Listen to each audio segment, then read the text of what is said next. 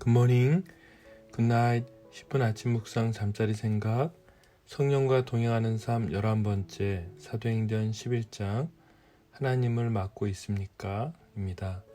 사도행전 11장 1절, 유대에 있는 사도들과 형제들이 이방인들도 하나님의 말씀을 받았다 함을 들었더니 베드로가 예루살렘에 올라갔을 때에 할례자들이 비난하여 이르되 내가 무할례자의 집에 들어가 함께 먹었다 하니 베드로가 그들에게 이 일을 차례로 설명하여 17절 그런즉 하나님이 우리가 주 예수 그리스도를 믿을 때 주신 것과 같은 선물을 그들에게도 주셨으니 내가 누구이기에 하나님을 능히 맡겠느냐 하더라.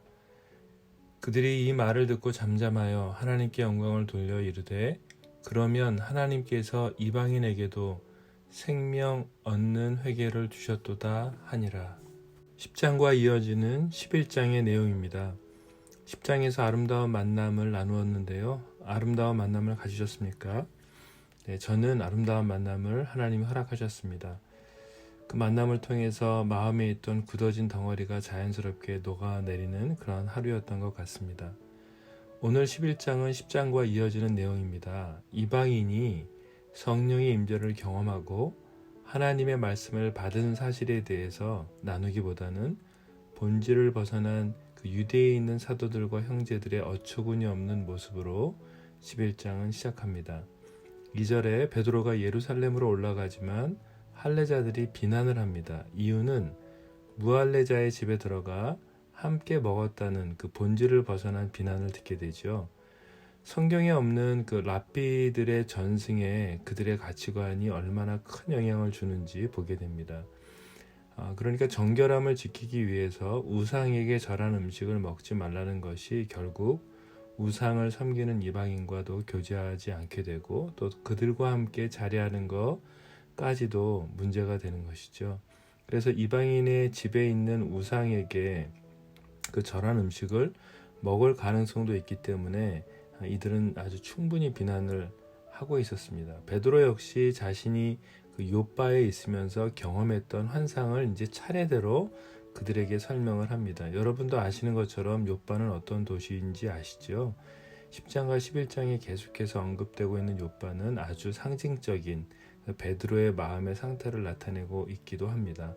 요나가 요바에서 다시스로 가는 배를 탔던 곳입니다. 여호와의 얼굴을 피하려고 다시스로 도망가기 위해서 그 요바라는 도시로 내려갔다는 말씀이 요나서 1장 3절에 있는데 바로 그 같은 도시죠. 결국 요나는 큰 물고기에 밤낮 3일 정도를 그 삼킴받은 사건이 벌어지죠. 베드로도 그랬습니다. 그는 자신의 생각도 바뀔 수가 없었습니다. 하나님의 환상을 통해서 그리고 음성을 통해서 하나님이 깨끗하다고 한 음식을 먹으라고 하시는데도 베드로는 결코 먹을 수 없다고 말합니다. 이런 일을 3번을 반복하게 되죠. 그리고 고넬료에게 말씀하셨던 그 10장의 내용을 다시 차례대로 설명을 하고 있습니다. 하나님이 하신 일이기에 베드로는 이야기할 수 있었습니다. 그리고 그는 17절에 이렇게 고백을 하지요. 하나님이 우리 주 예수 그리스도를 믿을 때에 주신 것과 같은 선물을 이방인 그들에게도 주셨으니 내가 누구에게 하나님을 능히 맡겠느냐라고 말을 합니다. 이 말을 조용히 듣고 있었던 사도들과 할례자였던 그래서 이 일을 비난했던 사람들이 하나님께 영광을 돌리며 하나님이 하신 일을 인정하면서 이렇게 고백하죠. 하나님께서 이방인에게도 생명 얻는 회개를 주셨구나 라고 고백을 합니다. 오늘 본문을 보면서 사람의 생각이 얼마나 변하기 어려운지 발견하게 됩니다. 그리고 사람의 생각이 얼마나 악한지도 보게 됩니다. 자신만 구원을 받을 수 있다고 생각하는 것, 자신만이 선택된 선민이라는 의식은 이렇게 복음이 전파되는데 가장 큰 방해 요소로 등장하고 있습니다. 10장과 11장에 그 반복해서 바뀌지 않는 그 베드로의 태도를 하나님께서 보시고 강권적으로 말씀하시죠. 그래서 하나님의 말씀하시는 것을 거부하고 있는 창조주 하나님의 명령을 거부하고 있는 그 인간의 모습, 주인이 말씀하시는데 순종하지 않는 종의 모습을 보면서 이 모습이 내 모습이 아닌가, 우리의 모습이 아닌가 생각하게 됩니다. 본질을 벗어나서 비본질적인 것에 얼마나 많은 시간들을 보내왔는지도 지금 생각해 보면 정말 아찔하고 사실 웃음이 좀 많이 나오는 것 같아요. 예전에 교회들이 사회의 여러 가지 문화를 참 이끌었었죠. 제가 초등학교 때 기억이 나는데 여러분도 아실 겁니다. 중학교, 고등학교 형들이나 누나들이 교회에서 모여서 문학의 밤이란 걸 했습니다. 그것이 얼마나 큰 영향력이 있는지 정말 많은 그 사람들이 모여서 그 또래들이 모여서 그 시간을 즐겼던 것 같아요. 시를 발표하고 연극도 하고 또 음악도 연주하면서 정말 많은 사람들이 그런 문화적인 것들을 경험할 수 없었기 때문에 교회로 모여들었죠. 그래서 문화를 통해서 많은 청소년들과 청년들을 이렇게 교회로 인도하는 아주 중요한 접촉점이 됐었어요. 그 당시 드럼을 치는 문제로 교회 본당에 드럼을 놓을 것인지 말 것인지를 놓고 교회 형들이나 누나들이 교회 어른들과 싸우고 또 교회 선생님들이 장로님들과 목사님의 허락을 받느니 못 받느니 그러면서 문학의 밤이 없어지는 지경까지 가기도 하고요. 그래서 강대상에 또 올라가는 것, 그래서 거기 강대상 위에 무대를 설치할지 말지, 또 신발을 신고 올라갈지 말지, 이것 때문에 얼마나 많이 혼났는지 좀 지금도 기억이 생생합니다. 그러니까 초대교회 상황은 말할 것도 없었겠죠. 하나님의 환상과 음성을 통해서 그 말씀하시는 그 하나님이 분명히 그것을 먹지 말라고 하는데도 나는 먹지 않겠다고 버티는 베드로, 그리고 환상이 왜 있어야 했는지, 주님이 그 환상을 왜 보여주셨는지도 이유도 모르고 고넬료를 통해서 깨닫게 되는 그 모든 장면들을 보면서 이것이 내 모습이 아닌가, 굳어진 나의 생각의 모습이 아닌가, 이런 생각을 묵상을 하면서 많이 들게 됐습니다. 우리는 그 죄의 문제에 대해서도 잘 구분을 못하죠. 죄의 문제와 관계의 문제를 혼돈해서 참 그 죄를 정직하게 다루지도 못하는 어리석음들을 범하죠. 최근에 사회에 벌어지고 있는 정치, 경제, 사회, 여러 가지 미디어 등 전반적인 그 영적인 타락의 그 내용들을 보면서 결국 이것을 시작하고 허용한 사람들이 누구인지 심각하게 고민이 되었습니다. 오랜 관계에 있는 사람들은 죄를 서로 다루지 못하죠. 관계가 있는 사람들끼리는. 그래서 서로 덮어주는 것이 관행이 되어버리고 이 정도의 형량을 얼마든지 합의할 수 있고, 또 때로는 여기에 돈이 개입이 되면서 유전무죄, 무전유죄라고 하는 고리가 계속 연결이 되죠.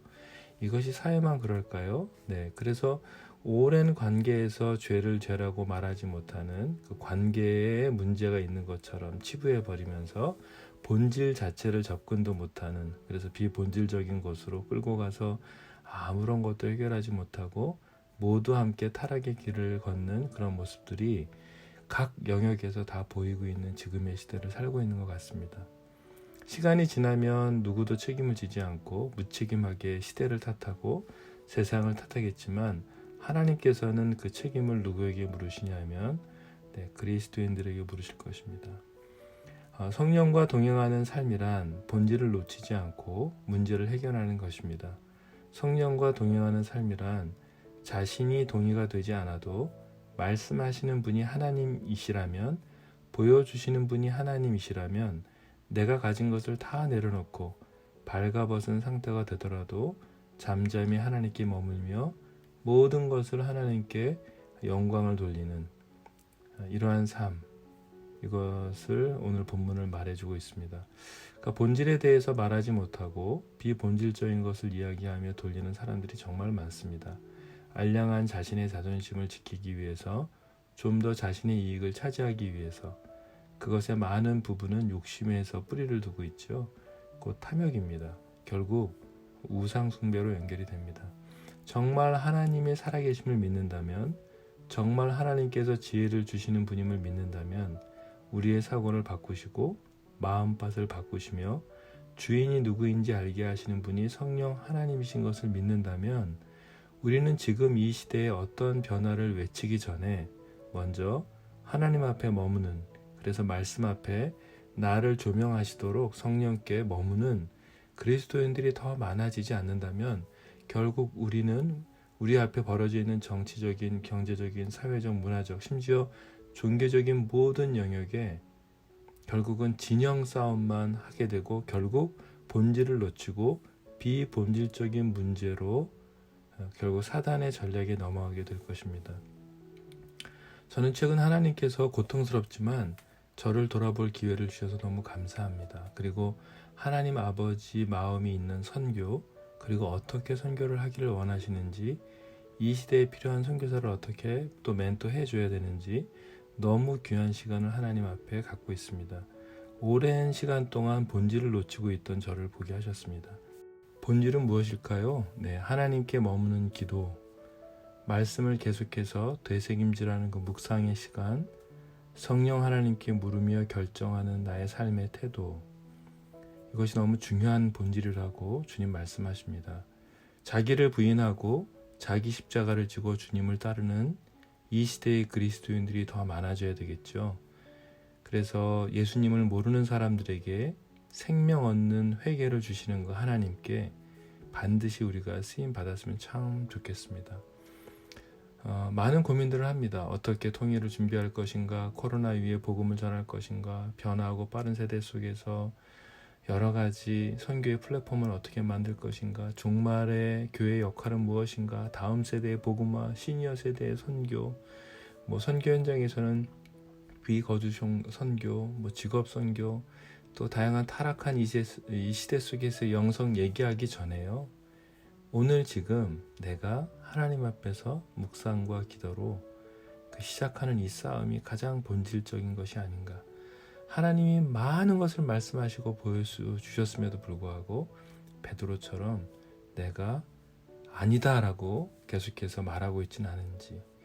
그래서 우리가 예수님을 좀 기억했으면 좋겠습니다. 습관을 따라 감람산으로 가셨던 주님처럼 아버지 내 뜻대로 마시고 아버지 뜻대로 하십시오라고 하는 그러한 예수 그리스도를 따르는 삶이 우리 안에 있기를 정말로 또 제 안에 있기를 간절히 소망해 봅니다. 묵상을 위한 질문입니다. 베드로처럼 하나님은 이미 우리에게 말씀하시고 보여주신 것이 있음에도 정직하지 않게 반응한 것은 없는지, 혹은 그 삶을 살아가면서 오히려 복음을 전하는 기회를 내가 맡고 있지는 않은지 나를 돌아보는 그런 하루가 되었으면 합니다.